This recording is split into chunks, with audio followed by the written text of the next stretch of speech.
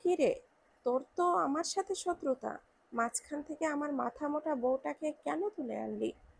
এই তো চলে এসেছে আমাদের মেইন লিড। আয় ভাই, কাছে আয়। নতুন নতুন আত্মীয় বলে কথা। আত্মীয় সে না হয় বুঝলাম, কিন্তু আমাদের এত হয়রানি করে তো আর এখানে আদর যত্ন করে দুধ খাওয়াতে নিয়ে আসিসনি। তাই যা বলার কাজের কথায় এসে যা। ইহামের এই ধরনের কথায় বাঁকা হাসি আরও প্রসারিত হয় আজহার পাটোয়ারির। ক্ষণে ক্ষণে সেই বিশ্রী হাসি বিদঘুটে আকার ধারণ করেছে। ইহাম কঠোরভাবে স্থির হয়ে দাঁড়িয়ে থাকলেও কেউ টের পেল না তার অন্তঃকরণের উত্তপ্ত দাবানল। ঝলসানো দৃষ্টিতে এক পলক আজহারকে দেখে ঘাড় বাঁকিয়ে তীক্ষ্ণ চোখে তাকালো মায়রার দিকে। মেয়েটা করুণ মুখশ্রীতে যেন বিস্ময় নিয়ে তাকিয়ে আছে তার দিকে। হৃদয়ে অনুভব করে কলিজা কামড়ানো যন্ত্রণা।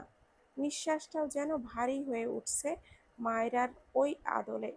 হাত পা বাঁধা অবস্থায় সামনাসামনি দেখে চোখে মুখে দাউ দাউ করে আগুন জ্বলে ওঠে শক্ত কঠিন মানুষটার। দপদপ করে জ্বলতে থাকা রাগে চোয়াল শক্ত হয়ে আসে, সেই সাথে সব ধূলিসাৎ করার অবকাশে হাতে গুলি হয়ে ওঠে যেন দৃঢ় ও মুষ্টিমেয়। ভেতরের সব আক্রোশ আর ক্রোধগুলি মিলে মিশে একাকার হয়ে খুবলে খেতে চায় আজহারকে। ক্রুদ্ধ কণ্ঠে জানায়, ওকে এখানে এনেছিস কেন? ছেড়ে দে। ইহামের তেজ মেশানো ক্রোধের ঝাঁঝালো কণ্ঠ বেশ টের পেল আজহার। সে তুচ্ছভাবে হাসল, যেন বিরাট কাজ সাধন করে পারল। তার এমন হাসি দেখে ইহাম মায়রার করুণ মুখশ্রী থেকে চোখ সরিয়ে নেয়, তাকায় আজহারের দিকে। এই মুহূর্তে মনে হচ্ছে এক থাবায় আজহারের গলাটা চেপে ধরতে। কিন্তু তার দুর্বলতা যখন বৈরীর হাতে, তখন তাকে তো একটু দমতেই হবে। চাইলেও আজহারকে আক্রমণ করতে না পারার পীড়া যেন ফুটন্ত ক্রোধে টগবগ করছে। চোখ দিয়ে আগুন বের হওয়ার দৃষ্টিতে কেবল হিংস্রভাবে তাকিয়ে আছে আজহারের দিকে। সিংহ যেমন শিকারের আগে নিখুঁত করে তীক্ষ্ণভাবে সবটা মেপে নেয়, ঠিক তেমন শানিত তবু স্থির কণ্ঠে আবারও বলে ওঠে, মায়রাকে ছেড়ে দে আজহার পাটোয়ারি। তোর শত্রুতা আমার সাথে, ওকে যেতে দে। আমার শত্রুতা তোর সাথে আর তোর ঘনিষ্ঠ বন্ধুত্ব মিসেস চৌধুরীর সাথে। শত্রুর বন্ধু শত্রু হয়, ভুলে গিয়েছেন বিআইন সাহেব? তোর যা বলার যা করার আমার সাথে কর। ওর সাথে কি? ছাড় ওকে। মিসেস চৌধুরী তোর দুর্বলতা ক্যাপ্টেন ফাহাদ ইহাম চৌধুরী। কথাটা কর্ণকুহরে পৌঁছাতেই অপারগতায় চোখ মুদে আসলো ইহামের। আরও দৃঢ় উদ্যমের সাথে মুষ্টিবদ্ধ হাত আরেকটু শক্ত করে চেপে ধরে। এক নজরে তাকিয়ে দাঁত চিবোনোর ভাবটাই বলে দেয় আজহারের প্রতি তার হিংস্রতার আভাস। জানোয়ারের বাচ্চা, যেটা বললাম সেটা কর। আগে মায়রাকে ছাড়। হুম। আরে চান্দুরে, আহো বেহাই সাহেব, তোমারে একটা পাপ্পা খাই। তোর পাপ্পা আমি কোন দিক দিয়ে ঢোকাবো সেটা আমি নিজেও জানি না। ভালো চাইলে মায়রাকে ছেড়ে দে। তোর বুকের পাটা কত বড়, চিন্তা করছস? একে তো বউ আমার হাতের মুঠোয়, তাও আবার তেজ মারছস। আজহার, তোর সব কথা আমি শুনবো। আগে মায়রাকে যেতে দে, তারপর যা কথা বলার আমার সাথে একান্তে বল। আমারে কি ফিডার খাওয়াবা? আবু আবু ভাবো তুমি? তুমি তো বহুত শেয়ানা মাল। নয়তো এমনি এমনি গর্তে ঢুকে পড়ো। ফাঁদ না পাতলে কি আর তোমাকে আমার সামনে পাওয়া যাইতো? তোমার বউরে কাজে লাগাইয়াই তো তোমারে এইখান পর্যন্ত টাইনা আনছি আমি। একটু আগেই ফোনের স্ক্রিনে যখন মায়রার ওই ছবি দেখছিল, তখনই কেমন যেন পাগল পাগল করছিল ইহাম। ঘর্মাক্ত আর উন্মাদের মতো হওয়ায় অস্থির মুখশ্রীকে কাউকে ঘাবড়ে দিবে। পাগলের মতো দ্রুত সে ইব্রাহিমের পাঠানো ফুটেজটা ওপেন করে। বেশ মনোযোগ দিয়ে একটু জায়গা করে একবার দুবার বহুবার দেখে। এই ঘরে মায়রা টিকিটি প্রবেশ করেছিল, কিন্তু আর বের হয়নি। ঘর থেকে যদি বের না হবে, আর সেই ঘরেও যদি না থাকবে, মেয়েটা তবে গেল কোথায়? ওই ঘরেই বা কি আছে? ভাবনাটা মাথায় আসতেই আরো অস্থির হলো সে। বুকের গহীন থেকে আতঙ্কের ঢিপ ঢিপ শব্দ হচ্ছে। ভেতরের বিচলিত ভাব যখন জোয়ারে রূপান্তর হয়, তখন আর অপেক্ষা করতে পারে না সে। উদ্ভ্রান্তের মতো দৌড়ে যায় সেই রুমের সামনে। মার্জিত বেশভূষায় আবৃত সুস্থ এক কঠিন মানবের আড়ালে লুকিয়ে থাকা হিংস্র পাগলের মতো চাপ্পড় লাগায় দরজায়। হাতের তালু দিয়ে অনবরত ধাক্কা দিতে থাকে। 1 সেকেন্ডের জন্যেও যেন থামার কোনো প্রয়াস নেই। অমন উচ্ছৃঙ্খল শব্দ পেয়ে ভেতর থেকে বৃদ্ধা বেশ বিরক্ত হয়ে দরজা খোলেন। ওপাশে ইহামকে দেখে চটে গেলেন বেশ, তা ওনার অভিমুখে স্পষ্ট। বিরক্ত হয়ে বিতৃষ্ণার সুরে কিছু বলবেন তার আগে ইহাম ক্ষিপ্রে দরজা ঠেলে ভেতরে ঢুকে যায়, যেখানে তার অন্তঃকরণে লুকায়িত নারীর ভয়ঙ্কর বিপদ। সেখানে ভদ্রতা দেখানোর কোনো প্রশ্নই ওঠে না। ঘরে ঢুকে একজন মহিলাকে শুয়ে থাকতে দেখে চোখ ফিরিয়ে আড়ালে হয়ে দাঁড়ায়। তখনই বৃদ্ধা হুঙ্কার ছেড়ে তেড়ে আসে, এই ছেলে, বেয়াদব অসভ্য, তোমাকে বলেছি না আমার নাতনি তার বাচ্চাকে খাওয়াচ্ছে? নির্লজ্জের মতো কি করে ঢুকলে? এক্ষুনি বের হও, নয়তো আমি লোকজন ডাকবো। তুমি কোন পক্ষের, হ্যাঁ? দাঁড়াও, আমি আকবরকে ডাকছি, জানাচ্ছি এই অসভ্য কি করে এই বিয়ে বাড়িতে। উত্তেজনায় ঘন ঘন নিঃশ্বাস নিচ্ছে ইহাম। তার বুকের ছাতি জুড়ে যেন মায়রাকে নিয়ে আতঙ্ক আর ভয়। এই প্রথম কোনো অপারেশনে এত ভীতি ভাব, তার শ্বাসটাই যেন আটকে দিচ্ছে। বৃদ্ধা মহিলার অহংকার গায়েও লাগানো না ইহামের। সে ঘুরে তাকায় ওনার দিকে, চোখগুলি অসম্ভব লাল হয়ে গিয়েছে। থেমে থেমে লঘু কণ্ঠে জবাব দেয়, এই রুমে কাজ আছে, আপনারা দয়া করে আরেকটা রুমে যান। এই ছেলে, ভদ্রতা শেখায়নি বাবা মা? মাস্তানি করছো এখানে এসে? রাখো তোমার খবর করছি আমি। বেয়াড়া ছেলে, চরিত্রের ঠিক নেই, আবার এখানে এসে গুন্ডামি করো? মতলব বুঝি না তোমার? বৃদ্ধার এমন ধরনের কথা এবার যেন মেজাজটা চটল ইহামের।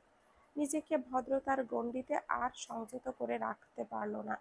রাগে ফোঁসফোঁস করতে করতে পরনের কালো কোটটা খানিকটা সরিয়ে কোমরের পেছন থেকে গ্লক 70 মডেলের পিস্তলটি বের করলো।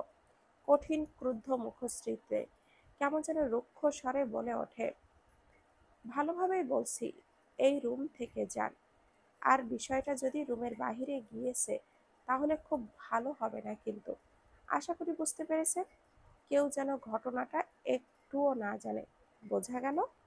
পিস্তল দেখে বৃদ্ধা এমনিতেই ভয়ে গুটিয়ে গিয়েছিল, তার উপরে এমন হুমকি শুনে একেবারেই চুপসে গেলেন তিনি। মুখটা এইটুকুন করে তিনি নাতি পুতিকে নিয়ে বিনা বাক্যে দ্রুত বের হন। তখনই পাগলের মতো তন্ন তন্ন করতে লাগে ঘরটায়। তার মন বলে, কোনো ঘাপলা আছে এই ঘরটায়, নয়তো একটা মানুষ রুমে ঢোকার পর বের না হলে কি করে উধাও হয়ে যায়।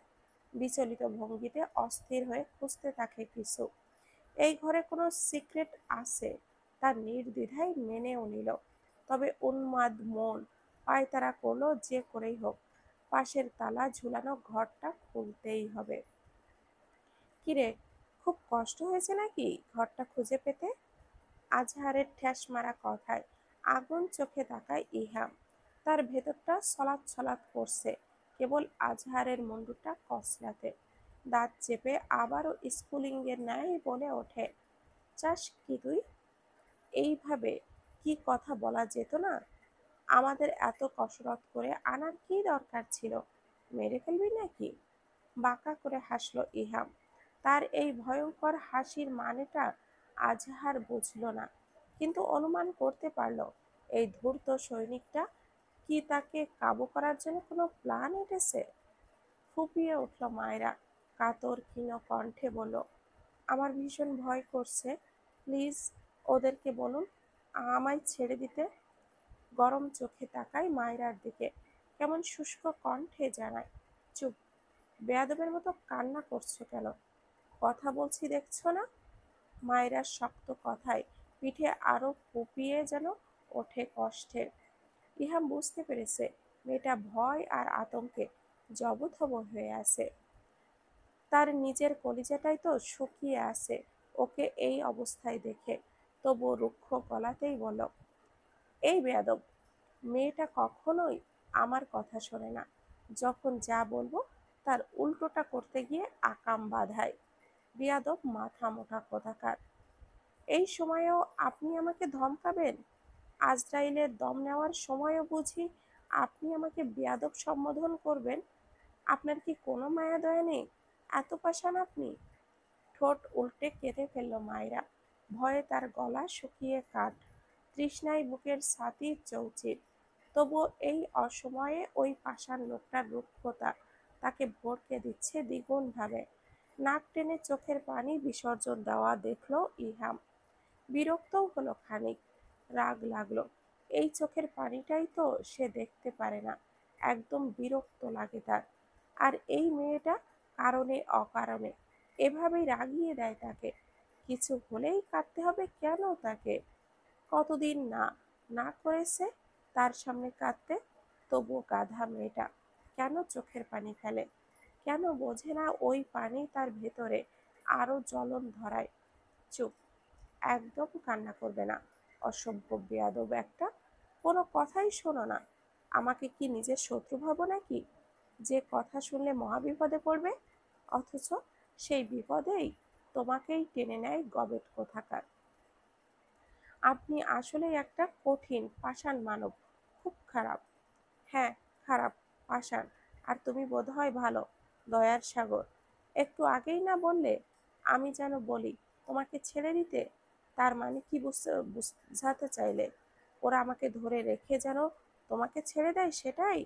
এই এই তোমার দায়িত্ব?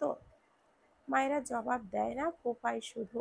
এই লোকটা আসলেই নির্দয়, কোনো দয়া মায়া নেই। একটা পাথর যেন। একটু আগে আপ্রাণ ভাবে এই মানুষটাকে চাওয়ার তার ভুল হয়েছে। মেজাজ চ্যুত হতে না চাইলেও চোখটা লাল লাল হয়ে ইহাম অবলোকন করলো মায়রার অসহায়ত্ব। আগুন চোখে দেখলো চেয়ারের পেছনে বাঁধা হাত দুটো। না জানি মেয়েটা কতক্ষণ এইভাবে বসে আছে। অভ্যন্তরে কেমন যেন নিদারুণ সুরে দ্রিম দ্রিম শব্দ হয়। দুরু দুরু করে বুকটা। আজহার পাটোয়ারি সরু চোখে তাদের কথাবার্তা শোনে। তার পেছনের তিনটা ছেলেও নীরবে দেখে যায় ঘটনা। নিঃশব্দে শুনে যায় ইহাম মায়রার কথোপকথন। ছোট ছোট চোখে ইহামের দিকে তাকিয়ে আজহার কিছু ভাবে গভীর হয়ে। এই দৃঢ় মনোবলের সৈনিকটা বেশ দক্ষ এবং ধূর্ত মস্তিষ্কের। এই পরিস্থিতিতেও এমন স্বাভাবিকভাবে কথা বলছে কেন? যেন কোনো বিচলতা নেই তার ভিতরে, কিংবা কোনো সংশয় আতঙ্ক কিছুই নেই। কিছু একটা ভেবেই কুঁচকানো কপালের চামড়া টান টান হয়ে যায়।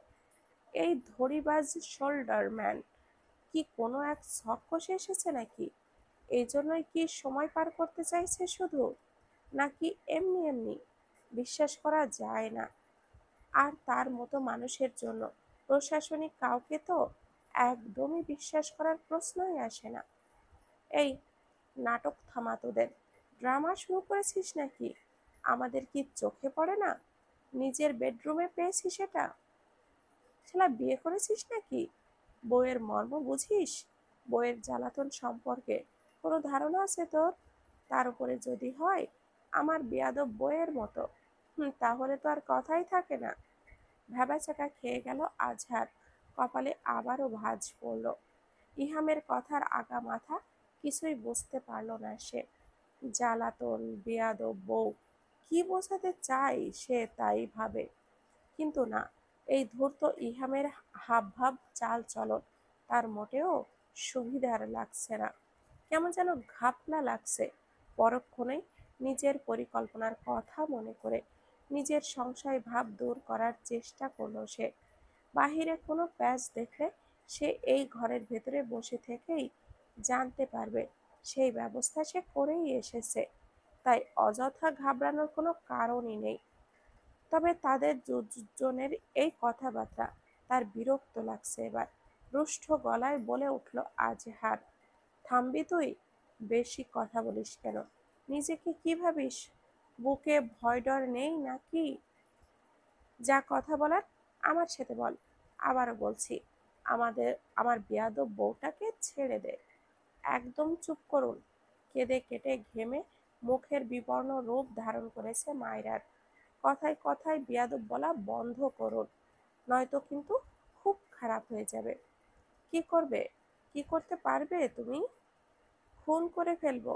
আর একবার বেয়াদব বলে, মাথা মোটা গবেট রে, তোর হাত দুটিই তো বাঁধা আছে, নিজেই বাঁচতে পারছিস না, আবার আমাকে মারতে চাইছিস? দাঁত কিরমির করে ওঠে মায়রার, রাগে শরীর দিরি করে ওঠে তার। মনে মনে চাইছিল ইহাম যেন যেভাবেই হোক চলে আসে। দোয়া করছিল বারবার যেন তাকে বাঁচিয়ে নেয়। অথচ এই লোক এমন ভয়াবহ বিপদের মুখেও তাকে বেয়াদব বেয়াদব করেই যাচ্ছে। এই অবস্থায় শত্রুদের সামনে বন্দুকের মুখে বসে আছে, অথচ লোকটার কি একটুও ভয় হচ্ছে না তার জন্য? একটুও চিন্তা নেই তার মনে? ঠোঁট ভেঙে কেঁদে ওঠে মায়রা।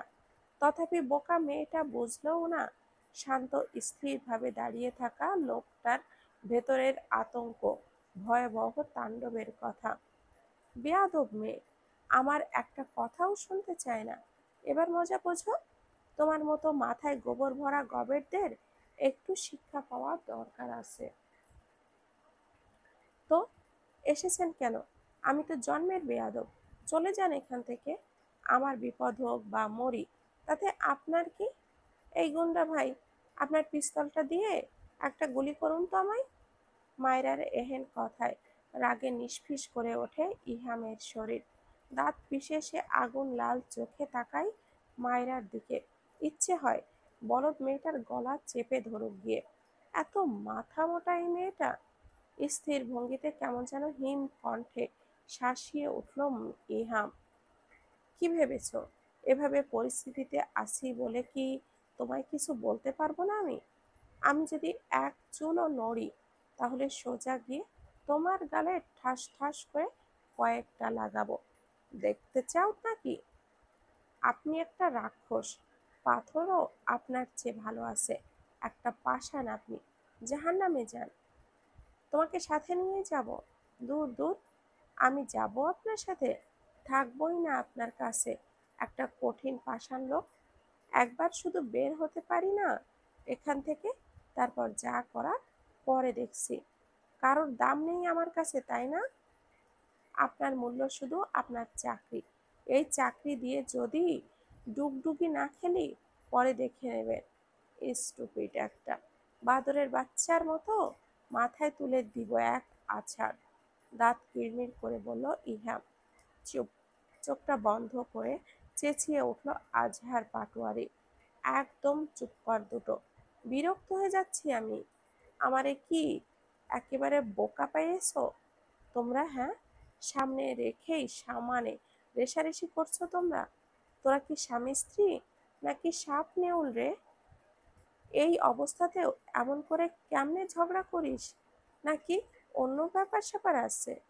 শানিত তলোয়ারের মতো নজরে চকচক দৃষ্টি ইহাম রুষ্ট আজেহার পাটোয়ারির দিকে তাকিয়ে রইল নিরুত্তর হয়ে। ঠোঁটের কোণে এক চিমটি পরিমাণ বক্র হাসি ফুটিয়ে আনল। তবে তার এই অনুপরিমাণ হাসিটা আদতে বোঝা গেল কিনা, তাতেই বিস্তার সন্দেহ। ততক্ষণে মনে মনে নিজের ছকটাও কষে নেয় সে। একে তো বিয়ে বাড়ি, তার উপরে অন্তরে বাস করা না রমণীটি অনিশ্চিত বিপদের সাথে আষ্টে পৃষ্ঠে জড়িয়ে আছে। সেই অবস্থায় কি আর সে কখনো কোনো রকম বন্দোবস্তহীন একাই চলে এসেছে, নাকি এই বদ্ধ খাঁচায়? ওই বলদা আজহার পাটোয়ারি কি ভাবছে সে তাকে এখানে টেনে এনেছে? হুম, নিজ থেকেই এসেছে এই রুমের ভেতর, নয়তো মায়রাকে উদ্ধার করার অন্য উপায়ও সে বের করতে পারত। তবে তার পরিকল্পনা আজহারের ধারণার বাহিরে। একটু আগেই যখন পাশের রুমটায় গিয়ে উচ্ছৃঙ্খলের মতো কিছু খুঁজছিল, পাচ্ছিল না, তখন সে নিশ্চিত হয়েছিল এই রুমে কিছু না কিছু সিক্রেট আছে। তখনই তাড়াহুড়ো করে সে ইব্রাহিমকে জানায় ফুটেজটা চেক করে বলতে। এই রুমটার ঘন্টাখানেক ধরে কে কে এসেছিল আর গিয়েছে, ততটুকু সময় ইহামের বুকের ভেতরটায় কেবল বয়াল ঘূর্ণিঝড় বয়ে রয়েছে। দুশ্চিন্তা আর সংখ্যা ভাব কুণ্ডলীর মতো ঘুরপাক খেয়েছে তার হৃদয়ের আনাচে কানাচ জোড়ে। মায়রার অল্প সময়ের অনুপস্থিতিটুকুও আর বিপদের আশঙ্কা তার অস্থিমজ্জায় টের পাইয়েছে এই বেয়াদব মেয়েটাকে তার কত প্রয়োজন। মস্তিষ্কের নিউরন সেলে খরস্রোতা প্রস্রাবনের মতো করে কেবল একটা কথাই উদ্ভব হয়েছিল, দুনিয়া ধ্বংস হোক, তবুও বেয়াদব মেয়েটা তার বক্ষস্থানে ঠাঁই পাক। আর সেই মাথা মোটাটা এখন ভুল ভাল বুঝে আবলামি করছে গাধার মতো। তীক্ষ্ণ চোখে মায়রার দিকে তাকিয়ে চুপ করে যায় ইহাম। মনে পড়ে ইব্রাহিম যখন ফুটেজটা চেক করে তাকে জানিয়েছিল, আর নিজের পর্যবেক্ষণ সব মিলিয়ে সে ধারণাই করে নিয়েছে এই ঘরে কোনো গোপনীয়তা লুকিয়ে আছে। মায়েরা আসার 15 মিনিট আগে আজহারের সাথে আরও 4জন ছেলে ঢুকেছিল সেই রুমে, কিন্তু বের হয়েছিল 3জন। কিছুক্ষণ পর মায়েরা ঢুকেছে, যা ভিডিওতে স্পষ্ট, তবে কেউ আর বের হয়নি। তখন প্রশ্ন এসেছিল, আজহারের সাথে আরেকটা ছেলে আর মায়েরা রুম থেকে বের না হলে কোথায় উধাও হয়ে গিয়েছিল। এর একটু পরই দেখা গিয়েছে ওই বৃদ্ধা নাতনি আর তার বাচ্চাকে নিয়ে ঢুকেছে ব্রেস্ট ফিডিং করাতে। স্ক্রিনে তখন আরেকটা সন্দেহজনক দৃশ্য চোখে আটকে গিয়েছিল ইহামের। পাশের রুমটাতে একটা বড় রড ব্রেক করেছিল। ছেলে তালা খুলে রুমে রেখে এলো, বের হওয়ার সময় কিছু একটা আঁচ করে আবারও পোস্ট করলো সেটা। আরেকটু পিছিয়ে দেখলো 5জন ভেতরে ঢুকলেও বের হয়েছে 3জন। ঠিক তখনই যা বোঝার বুঝে গিয়েছিল সে। ঘাপলাটা যে এই রুম থেকে শুরু, তাতে আর সন্দেহের বিন্দু মাত্র কোনো অবকাশ নেই। উন্মাদনায় লিপ্ত মস্তিষ্কটি হঠাৎই এক দৃঢ় শানে এসে দাঁড়ালো। স্থির মনোযোগ কিছুক্ষণ সূক্ষ্ম পরিকল্পনার ছক কষে নেয়, যেন বিক্ষিপ্ত ঝড় থেমে গিয়ে গভীর কোনো ষড়যন্ত্রের নীল নকশা আঁকা শুরু হয়েছে। নির্ভুল অথচ অপ্রতিরোধ্য, যার প্রতিটি ধাপে লুকিয়েছিল প্রবল দৃঢ়তা। ইহাম নিরুত্তর রইল। সূক্ষ্ম আর চোখে তাকালেই দেখতে পেল মায়েরা গলা টানছে, ঢোক গিলতেও বুঝি মেয়েটার কসরত করতে হচ্ছে। নিঃশব্দে বিষয়টা বুঝে নিল সে।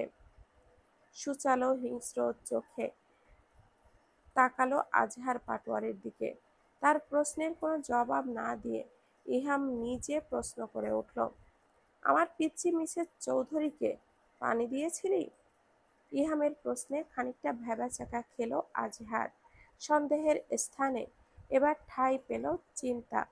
বোঝার চেষ্টা করল বিস্তর কঠিন ভঙ্গিমায় দাঁড়িয়ে থাকা এক অদম্য সাহসী চতুর সৈনিককে। থতমত খেল আজহার, প্রতি উত্তর না করে কুঞ্চন রূপে তাকিয়ে রইল ইহামের দিকে।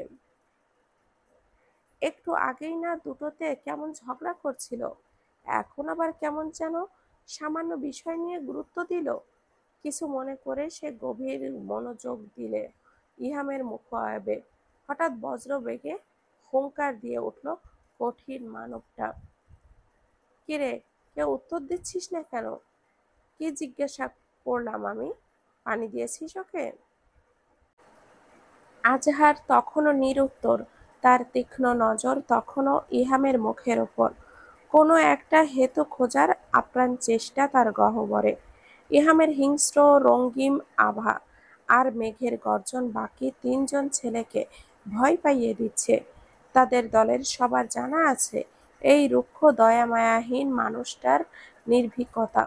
কেমন চুপসে গিয়ে একজন আমতা আমতা করে জবাব দিল, না না।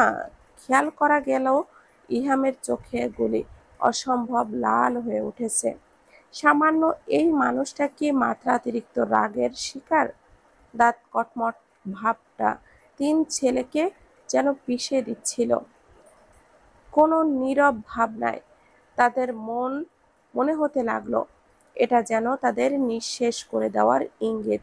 মায়রার পাশেই দাঁড়ানো লোকটা চুপচাপ এগিয়ে গিয়ে একটা মিনারেল পানির বোতল ধরলো মায়রার সামনে।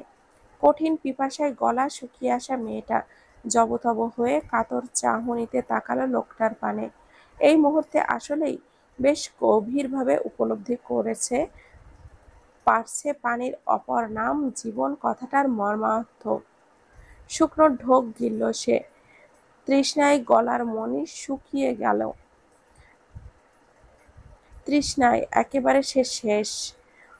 অন্তরটা আপ্রাণ চাইছে ওই জীবনটুকু আস্বাদন করুক নিজ অভ্যন্তরে, কিন্তু নিরুপায় চেয়ে থাকে কেবল পানির বোতলটুকুর দিকে। মায়রার অনুচ্চারিত কথাটা নিজ দায়িত্বে আয়ত্ত করে নেন কেমন করে চাপা ক্ষোভ মেশানো প্রগাঢ় কণ্ঠে বলে ওঠে, আমার বউ পানি খেতে চেয়েছে, পানি দিচ্ছিস না কেন? হাত পায়ের বাঁধন খোল চামচা। রক্তচক্ষু নিয়ে তাকিয়ে থাকা ভয়াল রূপটা দেখে হকচকিয়ে গেল ছেলেটা। নিঃশব্দে হাত কাঁপল আতঙ্ক ভরা চাহনিতে। বিক্ষিপ্ত শোল্ডার নায়ককে দেখে অসহায় চোখে ঘাড় বাঁকিয়ে আজহার পাটোয়ারিকে দেখে। লোকটাকে নির্লিপ্ত মনে হলেও গভীর চিন্তায় মগ্ন। চোখে মুখে উপচে পড়ছে উদ্বেগ। কিছু বলার আগেই ইহাম আবারও গর্জন দিয়ে উঠে বলল, একেবারে মরার স্বাদ যাচ্ছে তাই না? খুলছিস না কেন হাত দুটো? দেখছিস না পানি খেতে চাইছে ও? অপ্রয়োজনীয় আসবাবপত্র ছড়িয়ে ছিটিয়ে আছে বিশাল রুমটায়। ৬ জনের উপস্থিতিতেও ঘরটার শুনশান নীরবতা গ্রাস করল। চকিত বিস্ময় নিয়ে মায়রার দিকে অপলক তাকিয়ে রইল। লোকটার রক্তিম মুখায়ব তার ভেতরের ভয়ের দানা বকছিল। মানুষটা কি সাংঘাতিকভাবে রেগে গিয়েছে। চোখ দিয়ে মনে হচ্ছে কেমন আগুন ঝরছে। তার না বলা বড়টা এবার কি ছেড়ে দেবে তাকে? এর জন্য কি এই উন্মাদ হিংস্র রূপ? আজওয়ার পাটোয়ারি কিছু করতেই যেন কিছু মেলাতে পারছে না, কিন্তু তার সচল মস্তিষ্ক জানান দিতে চাইছে কিছু একটা ঘাবলা আছে। নয়তো এসেই বউকে এইভাবে দেখে যে মরিয়া না হয়ে ঝগড়া শুরু করে দিল। আর যেই দেখেছে বউ পানি খেতে চাইছে অমনি তার এত উতলা। ব্যাপারটা ঠিক ঠাউর করতে পারছে না সে। তবু মনের কোথাও না কোথাও একটা সূক্ষ্ম সান্ত্বনা অনুভব করলো।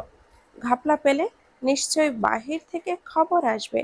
নিজেকে দুশ্চিন্তা মুক্ত রাখতে গিয়েও যেন তার কেন্দ্রবিন্দু হয়ে উঠেছে কেবলই ইহাম। সামনের ধুরন্ধর লোকটা খপ করেই যেন আজহারের মন পড়ে নিল। তার দুশ্চিন্তা আর আতঙ্কের খবর পেল সে। এক অণু বাঁকা হাসল ইহাম। তার এই নিগাড় হাসির মানে আর রহস্য কেবলই সেই জানে। এই চামচা, কানের নিচে কয়টা খেতে চাস তুই? হ্যাঁ, এদিকে আয়, তোর কানের পর্দাটা ফাটাই। শুনতে পাচ্ছিস না আমার বউ পানি খাবে? মকবুল, গলার স্বর নিচু করে আজহার। চিন্তা কাটাতে মুখ ফিরায়, ম্যাডামকে পানি খাইয়ে দে। তোর কি মনে হয় আমি সামনে থাকতে আমার বউকে আরেক বেটায় পানি খাইয়ে দিবে আর আমি তোর মতো করে আঙ্গুল চুষবো? তো তুই কি করতে চাইছিস? আমি ওর হাত পায়ের বাঁধন খুলে দেই আর তুই তারে কোলে করে পানি খাওয়াতে চাস? আমাকে ওর কাছে যেতে দিলে কোলে তুলে পানি নয়, তোদের সামনে ওকে ধরে চুমু খেতে পারবো অনায়াসে। সেই কথা বলে লাভ নেই। তোকে ১ মিনিট সময় দিলাম, এর মাঝে যেন আমার স্ত্রীর পানি পিপাসা মিটে যায়, নয়তো কসম আজহার তোর পরিণতি খুব খারাপ হবে। নিজের হাতে পিন্ডি চটকাবো তোর। ওর হাত খোল, পানি খেতে দে ওকে। মায়েরা কেমন যেন হতভম্বের মতো বিমূঢ় হয়ে তাকিয়ে আছে। চোখে মুখে তার বিস্ময়, এক কৌতূহল ভাব। এই লোকটার রাগ এত ভয়ঙ্কর! শান্ত শীতল কণ্ঠটা তার নিজেরই গায়ে কাঁটা দিয়ে উঠছে। হৃদয় ছলকে উঠছে কঠিন মানুষটার ক্রোধ দেখার আকাঙ্ক্ষা। আব্বে, তোকে আমি তুলে এনেছি নাকি আমাকে তুই তুলে এনেছিস? তুই কি আমারে ভয় দেখাচ্ছিস? আরে, ওদের কেউ বোঝা না ওখানে, ওদের ঢলঢলে আদর এগুলো আনিনি আমি। ওর হাতটা খুলে দে, খুব পানি পিপাসা পেয়েছে ওর। নিরুত্তর চোখে স্থির দৃষ্টিতে তাকিয়ে শান্ত অথচ শরীর শিউরে দেওয়ার মতো করে ইহাম কথাটা বলল, দেখ, ফালতু প্যাচাল বাদ দে। আজহারের চোখে মুখে স্পষ্ট বিরক্তির ভাব। শান্ত কণ্ঠে আবারও জানালো, সেটা বলার জন্যে এত কসরত করতে হয়েছে? সোজাসুজি সেই প্রসঙ্গে আয়। তখনই বিদ্যুৎ চমকের মতো করে ইহাম বজ্রধামের মতো পাশে থাকা এক বুক সেলফ বাঁ হাত দিয়ে ঠেলে মাটিতে ফেলে দিল। মুহূর্তেই বদ্ধ রুমের ভেতর সেই বিকট শব্দটা বারবার প্রতিধ্বনিত সৃষ্টি হলো। মায়েরা এতক্ষণ এক দৃষ্টিতে ইহামের দিকে নজর রেখেছিল। চোখে মুখে তার অবাক বিস্ময় ভাব লেপ্টে আছে। শব্দ শুনে সেও তীব্র আতঙ্ক আর শঙ্কায় নিদারুণভাবে চোখ মুখ খিচে নিয়েছে। বদ্ধ চোখের পাতা ভাসছে ইহামের অতিরিক্ত হিংস্র রূপটা। দাঁত খিচে চোখটা বন্ধ রাখা অবস্থাতেই ভীত মায়েরা ঘন ঘন নিঃশ্বাস নিল। আর চোখের সবটা পর্যবেক্ষণ করে তাকে নিয়ে ইহাম হিম শীতল কণ্ঠে জানালো, আমার বউকে পানি দে আজহার, নয়তো কোনো কথা ছাড়াই তোর পরিণতি আমি টানবো। চোখ দিয়ে ইহামের দাউ দাউ করে যেন আগুন জ্বলছিল। পিছেল হেসে আজহার দেখে গেল ইহামের ক্রোধটা। মায়রার পাশে এক হাতে পিস্তল আরেক হাতে পানির বোতল নিয়ে দাঁড়িয়ে থাকা লোকটা ইশারা করলো খুলে দিতে হাতের বাঁধন। ছেলেটা দ্রুত তা করতে লাগলো। আজহার দৃষ্টি ঘুরিয়ে পুনরায় তাকালো ইহামের দিকে। স্তব্ধ শরীর থেকে যেন আগুন নির্গত হওয়ার মতো হোস হোস করছিল সে। অথচ তার ভেতরের তীব্র দাবানলের কথা জানতেও পারল না আজহার পাটারি, যা ওই গম্ভীর কঠিন মানুষটার শক্তপোক্ত উর্বর ভিতকেও নাড়িয়ে দিতে সক্ষম। হাতের বাঁধন ছাড়া পেয়ে মায়েরা সবার আগে ইহামের দিকে প্রশ্নাত্মক নজরে চাইল। চোখের চাহনি বুননে বুননে যেন না বলা কত অভিযোগ জানিয়ে গেল। নিঃশব্দে আগুন গেলার মতো সেটা হজম করলো ইহাম। চোখ দিয়ে শান্ত ভঙ্গিতে ইশারা করলো পানিটুকু খেতে। তবে ভুল ক্রমেও পা বাড়ালো না সে, কারণ আজহার পাটোয়ারির পাশে থাকা একজন তার দিকেই বন্দুক তাক করে রেখেছে। সেই সাথে মায়রার পাশে দাঁড়িয়ে থাকা ছেলেটার হাতেও ওয়ালদার পিপেকে মডেলের এক পিস্তল ঝুলানো। তাই কোনো রকম রিস্ক নেওয়া চলে না। সে শুধু সঠিক সময়ের অপেক্ষায় স্থির। তৃপ্তি নিয়ে অর্ধেক বোতলের পানি খাওয়াটা গভীরভাবে তাকিয়ে দেখল ইহাম। মেয়েটা পানি হাতেই ঘুরে তাকালো তার দিকে।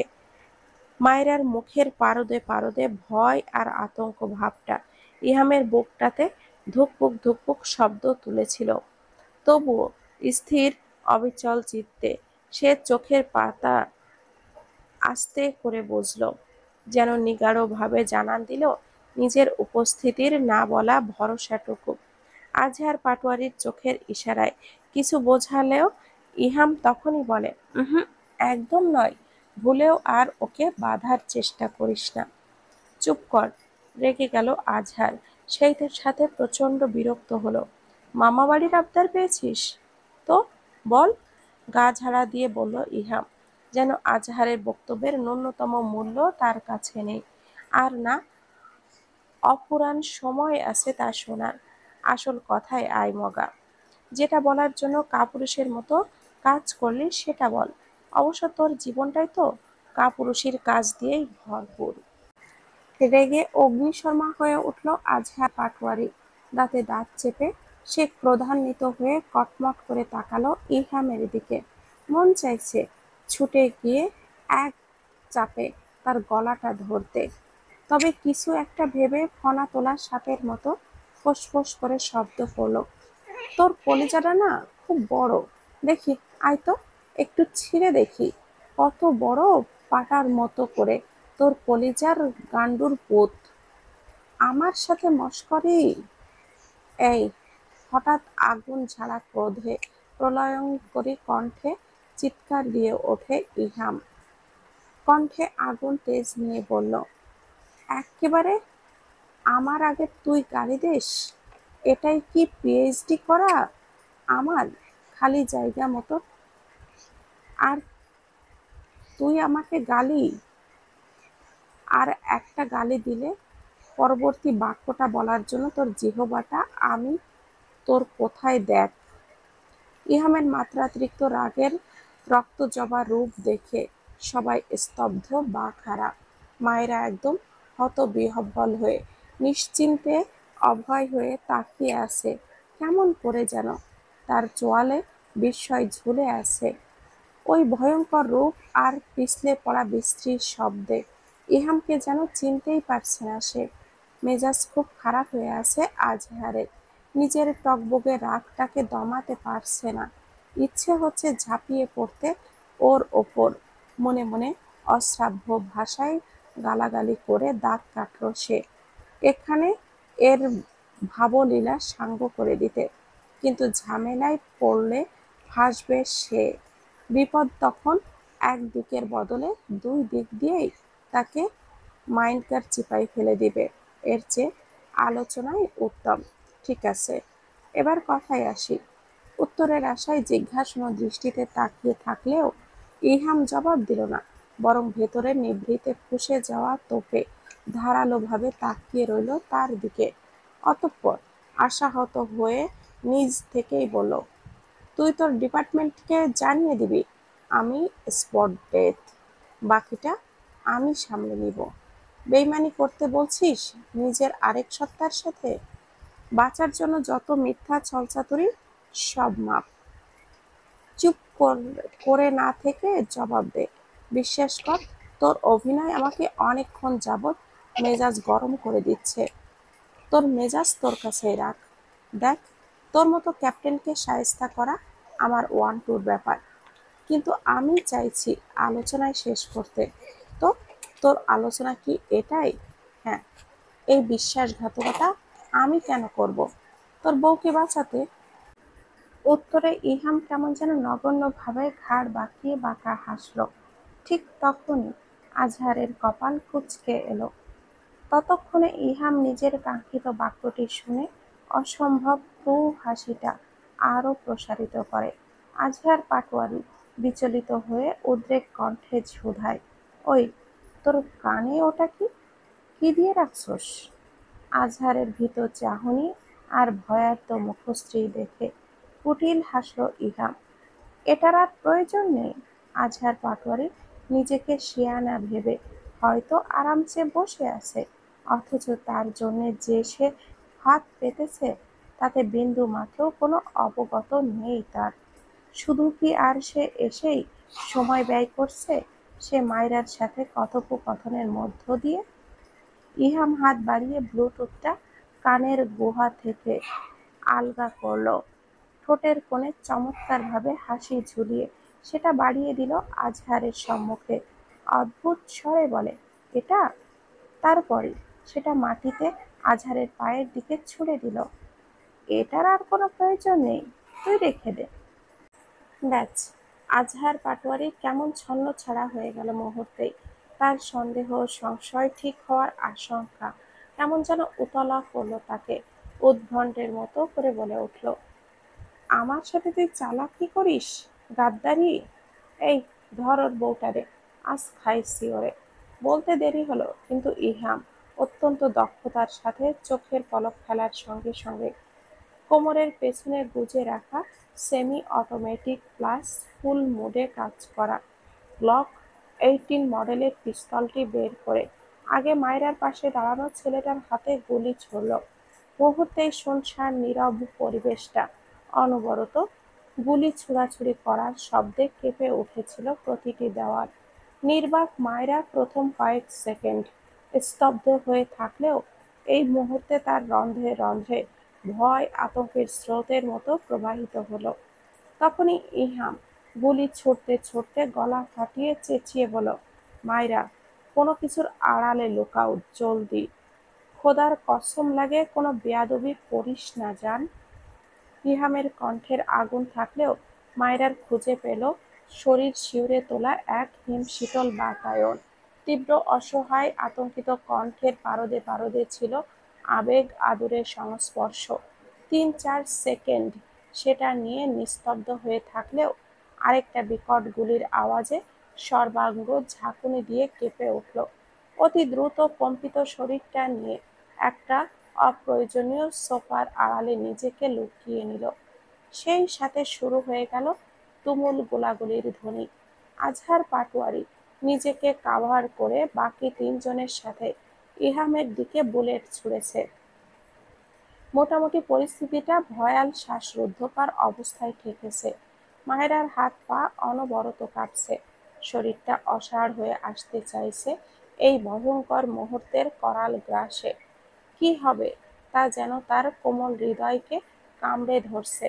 মনের ভীতি ভাবটা তাকে সর্বশক্তি দিয়ে এক ভয়ঙ্কর কালো আধারে টেনে নিয়ে যাচ্ছে। কোনো দৈব শক্তি যেন শীতল কণ্ঠ মেলে কানের কাছে ফিসফিস করে বলে যাচ্ছে, কোনো ভয়ঙ্কর রক্তম স্নানের নিগুড় প্রবাহাভাস। নিজের সবটুকু মনোযোগ দিয়ে যখন আপ্রাণ চেষ্টায় শত্রুর ঘায়েলের নেশায় মত্ত, তখনই আজহারের ব্যঙ্গাত্মক কণ্ঠ কানে এলো। ইতিমধ্যে দুজনকে ঘায়েল করে কেবল একজনের দিক থেকে আসা গুলির মোকাবেলা করছে ইহাম। তখন আজহারের কণ্ঠ শুনে সেই দিকে তাকাতেই হৃৎপিণ্ডটা ভয়ে থমকে গেল। গলা শুকিয়ে বড্ড তৃষ্ণা অনুভব করল, নিজের স্ত্রীর গাঢ় তৃষ্ণা। বিস্ময়ে ছানাবড়া হয়ে তাকিয়ে আছে আজহার আর মায়রার দিকে। আজহার পাটোয়ারি বন্দুক তখন মায়রার মাথায় ঠেকানো। মেয়েটার কোমল গলা ওই জানোয়ারটার হাতের শক্ত মুড়িতে মোড়া। মেয়েটা ভয় আতঙ্ক কিংবা যন্ত্রণায় খিচে রয়েছে, এক রত্তিও তাকাচ্ছে না পর্যন্ত। মায়রার ওই মুখশ্রীটা যন্ত্রণায় দগ্ধ করে তাকে অদ্ভুতভাবে নিস্তেজ করছে। অজানা শক্তির টানে একদম হতবিমূঢ়ের মতো করে ইহাম ঠায় দাঁড়িয়ে রইল নিজের বিবশ চিত্ত নিয়ে। কেবল গভীরভাবে অনুভব করছিল বুকের তীব্র দুরু দুরু কাতর শব্দগুলি। শরীরে আর এক বিন্দু শক্তি হলো না আর একটা গুলি ছুড়তে। হাতের পিস্তলটা আপনা আপনি নিচে নামিয়ে নিল। ওর এই আত্মসমর্পণের দৃশ্যটা দেখে বাঁকা হেসে খুব উপভোগ করলো আজহার পাটোয়ারি। তুই এটা কি করিস? আমার সাথে টক্কর নিস? আমার সাথে? কথা বলতে বলতে গলা আটকে আসছিল সংখ্যায়। আজ ইহাম হাড়ে হাড়ে টের পাচ্ছে মরণের ভয় তার অন্তরে না থাকলেও কোনো এক বিষয়ে সে ভীষণ ভীত, ভীষণ অসহায়। কথা বলতে গলা কাঁপল তার। থেমে থেমে জানালো, দেখ আজহার পাটোয়ারি, স্যালেন্ডার কর। ভুলেও কোনো ভুল করিস না, বাঁচতে পারবি না কিন্তু। আশেপাশের সব কিছু কিন্তু আমাদের আয়ত্তে, কোথাও পালাতে পারবি না। কোনো চালাকি না করে মায়রাকে ছেড়ে দে। তুই একেবারে আমাকে মার খাওয়াবি আর আমি মুখে মধু ঢাইল্লা দিমো? কোনো রকম চালাকি করিস না, আমার রাস্তা ক্লিয়ার কর, আমারে বের হতে দে। দেখ, আমি বলছি, একটা মীমাংসায় আসা হবে। তুই আগে মায়রাকে ছাড়। ভেতর থেকে উতলা হলেও বাহিরে শক্ত থাকার ভীষণ চেষ্টা করছে সে। এদিকে আজহার পাটোয়ারি মায়রার গলায় আরেকটা চাপ দিয়ে ধরতেই মেয়েটা ব্যথায় কুঁকড়ে উঠল। ইস, মা বাবার পর অতি আদরের একমাত্র ভাইয়ের স্নেহের খুব যত্নে বেড়ে ওঠা মেয়েটা, যাকে দুঃখ কষ্ট ছুঁতে পারেনি সেই মেয়েটা একটা শক্ত কঠিন মানবের পরশে এসে কতই না যন্ত্রণা সহ্য করতে হচ্ছে। টপ টপ করে কপল বেয়ে গড়িয়ে পড়া পানি ভর্তি করুণ মুখটা দেখে ইহামের বুকে তোলপাড় হয়, কষ্টে গলা বসে আসে, চিৎকার করে বলতে ইচ্ছে হয়, দোহাই লাগে তোর, আমার প্রাণ ভোমরাটাকে ছেড়ে দে, ওর খুব কষ্ট হচ্ছে রে, আমার বুকের পাশে বিষাক্ত তীরের মতো বিচ্ছে রে। বাহির থেকে দরজা ভাঙার ঢক ঢক শব্দ হচ্ছে, তাতে আজহার পাটোয়ারি অনুভব করে তার আসন্ন বিপদ। আরো উদ্বিগ্ন হয় সে, মাথার ভেতর তখন আর কিছুই ঢোকে না। ঠিক তখনই সে একদম নির্বোধের মতো আচমকায় মায়রাকে জানের শক্তি দিয়ে একটা ধাক্কা দিয়ে বসলো। মেয়েটা একদম ছিটকে সরে গেল। ইহাম জান ছেড়ে গলা ফাটিয়ে চিৎকার করে উঠল, মায়রা! চোখে মুখে তার নিস্তব্ধতা আর বিস্ময় আতঙ্ক ভাব। সেই সঙ্গে মায়রার বাহুতে একটা গুলি ছুটে গেল, মাংস ফেটে গলগল করে সঙ্গে সঙ্গে শোণিত ধারা গড়ালো। মায়েরা গগন ফাটানো আর্তনাদ শুরু করেছে। কোনো কিছুর সাথে ধাক্কা খেয়ে একদম নিচে গড়িয়ে পড়ল মেয়েটা। হাত থেকে গলগল করে রক্তের ফোয়ারা বইতে শুরু করেছে। ফ্লোর ভেসে যাচ্ছে তাজা গরমের রক্তে। কিন্তু মেয়েটার কেমন যেন হাতের দিকে নজর নেই। মাথায় হাত দিয়ে মায়েরা মাটিতে মৃদু নড়াচড়া শুরু করলো। লঘু কাতরভাবে গোঙানোর শব্দ আসছে মেয়েটার গলা দিয়ে। মেয়েটা কেমন যেন নিথর হয়ে আসছে। আস্তে আস্তে নড়াচড়াও কমে আসছে যেন। এদিকে ইহাম একদম পাথর হয়ে গিয়েছে। হাতে পা বরফের ন্যায় একেবারে জমে আছে তার। চোখের দৃষ্টি একদম মায়রার দিকে নিবদ্ধ।